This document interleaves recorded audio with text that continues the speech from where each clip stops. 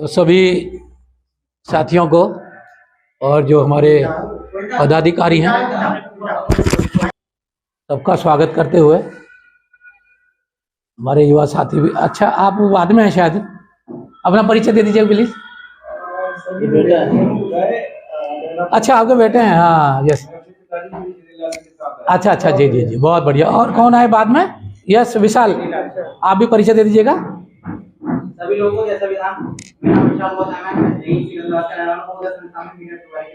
हाँ, ये मीडिया का काम देखते हैं हमारा।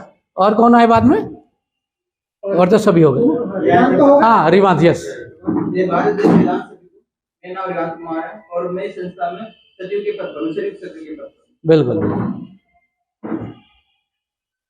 तो सभी लोगों ने अच्छे सुझाव दिए, लेकिन सुझाव वही दिए जिस काम को हम लगातार अभी तक कर रहे हैं। कोई किसी ने अभी तक ये नहीं कहा भी अब अलग से ये करो, है ना। और हमने आज जो ये बुलाया है, ये सदन को बुलाया है, वो यही बुलाया है कि एक कदम आगे बढ़ना है। जो कर रहे हैं उसको तो कर ही रहे हैं ना। और वो मैं समझता हूं इतना हमने कर दिया कि अब इसको आगे करने वाले बहुत लोग हैं, इसमें बहुत ज्यादा जोर नहीं लगाना। हमें जिसको देश का लीडर लेके चल रहा हो जिस अभियान को, तो उसमें संस्था बहुत छोटी पड़ जाती है ना।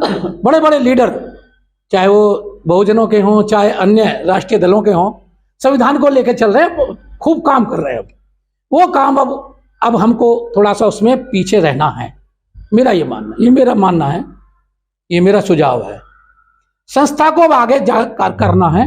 जो संस्था बनी, जिस लिए बनी, कैसी बनी? NGO, non organisation, non government organisation. इसके काम बहुत सारे होते हैं, जैसा कि विपक्षी जी ने भी इशारा किया और रिवांश जी ने भी इशारा किया, और भी कई लोगों ने हमको उस तरफ इशारा किया कि वो काम हमको करने चाहिए। रचनात्मक और सैद्धांतिक काम। रचनात्मक काम कब होंगे? जब हम कोई रचना करेंगे, कोई हम कंस्ट्रक्शन करेंगे, और वो अब समय है, वो समय अभी है। यदि हमें कुछ कंस्ट्रक्शन करना है, कुछ रचनात्मक पहल करनी है, तो ये इस समय बहुत उचित समय है। आगे आने वाला समय किसी की भी रचना करना, ये देखिए यहाँ जैसे विरासत में आप बैठे हैं, गाजियाबाद में ऐसी विरासत शायद बनेगी नहीं अब कभी। और मैं समझता हूँ इतनी बड़ी संस्था विरासत है यहाँ, कई जिलों में नहीं होगी ऐसी। मैं तो जगह जगह जाता हूँ, बंगाल में एक भी ऐसी विरासत नहीं है जैसी हम यहाँ बैठे हुए हैं। इतनी बड़ी, इतनी भव्य, इतनी सुंदर, इतने मौके की। तो अभी भी बहुत सारे कामों के ऐसे करने की जरूरत है जहां उद्देश्य संस्था को अब आपके सहयोग की जरूरत है। और कोई भी काम जब सहयोग मिलता है, ईमानदारी से मिलता है। अभी एनपी सिंह जी ने बड़ी अच्छी बात कही हमारे साथ, क्योंकि बहुत दिन से रहते हैं, बहुत दिन से हमारे साथ हैं।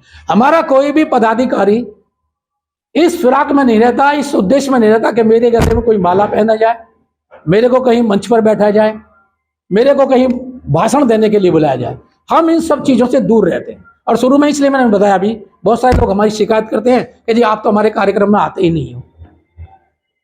तो उसका एक उद्देश्य ये भी है, उसका कारण एक ये भी है कि हम लोग एक रचनात्मक काम, जो सही डायरेक्शन में काम है, जो समाज को सही सही कुछ दे सके।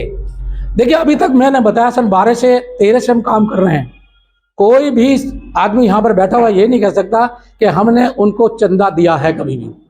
हाँ, कभी चंदा 500, 400, 200 का जरूर ले लिया होगा, तो उसमें हमने कुछ करके भी दिखाया होगा, लेकिन बहुत ज्यादा नहीं, मुश्किल से 1 या 2 टाइम बस। अभी तक हमने कोई चंदे का धंधा नहीं किया है।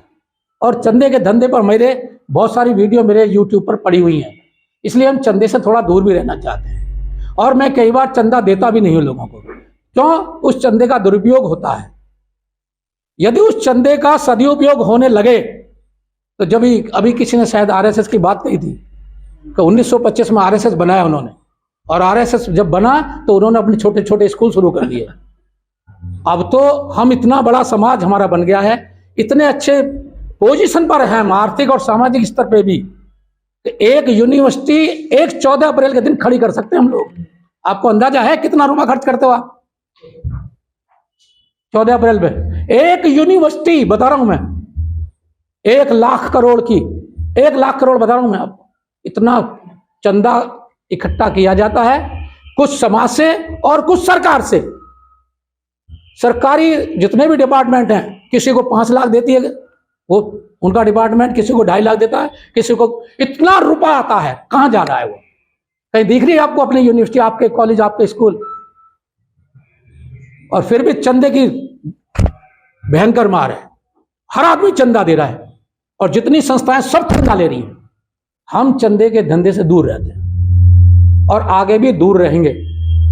और जब कुछ मांगेंगे आपसे सहयोग तो उसको टारगेट फिक्स करेंगे और आपको दिखाएंगे कि ये हो गया है, इसके लिए पैसा चाहिए।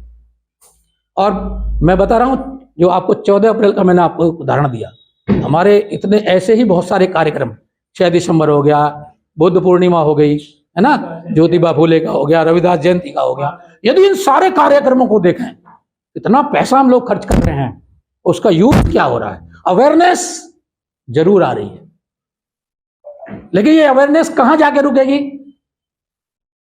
और कोई बता रहा था राजनीतिक दृष्टि से हम कितने कमजोर हो गए, राजनीतिक दृष्टि से हम कितने दूर, मतलब कितने निरीह हो गए, जिसको कहते हैं ना पशु के समान, जिसका कोई खैर ख्वाही नहीं है, जिसका कोई मालिक ही नहीं है।